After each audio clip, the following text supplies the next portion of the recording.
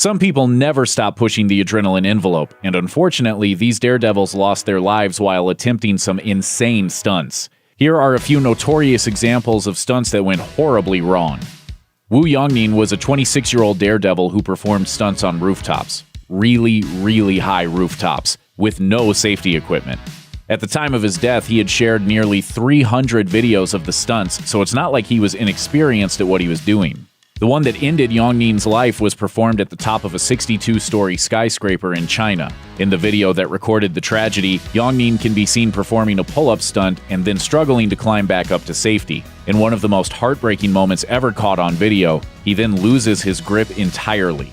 What's particularly awful about this story is that Yongning was mostly doing it for the money. According to the New York Post, an unknown entity was supposedly offering $15,000 for the stunt, and Yongning planned to use the funds in part to pay for his wedding. According to the Daily Mail, a man named Kyle Lee Stocking attempted to duplicate a feat he saw on YouTube in March 2013. If it had gone as planned, the 22-year-old would have swung beneath the 110-foot Corona Arch in Utah after jumping off the top. But he misjudged the length of the rope he was using, and instead of swinging, he struck the ground, and the impact killed him.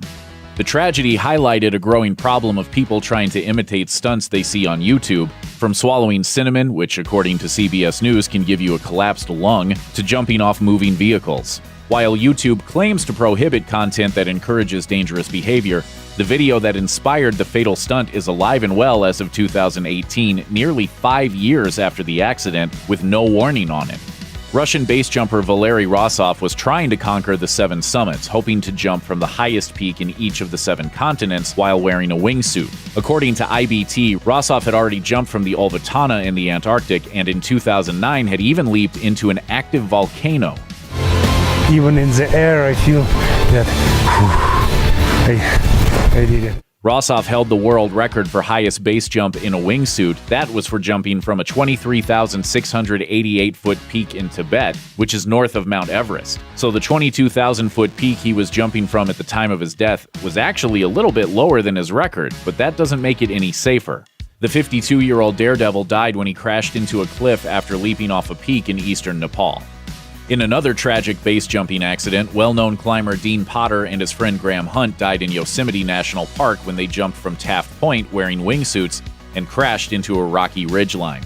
This accident highlights the sad fact that experience doesn't necessarily protect you. Potter had made the exact same jump at least 20 times, and Hunt was probably similarly experienced. That's something that I need to practice because otherwise it just doesn't happen. Other climbers expressed regret at Potter's death, but the words of fellow climber Doug Robinson may have summed it up best. According to BBC News, he said, "We're very sad, but not very surprised.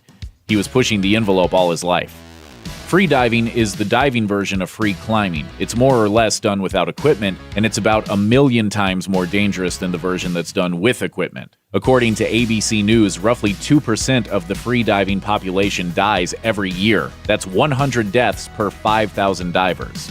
In 2002, free diving champion Audrey Mest was trying to break the world record dive of 531.5 feet. Everything went well until she was on her way back up.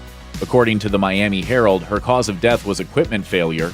In No Limits freediving, an air tank fills a balloon, which helps the diver get quickly back to the surface. In the end, Mest's air tank didn't have enough air in it to inflate the balloon.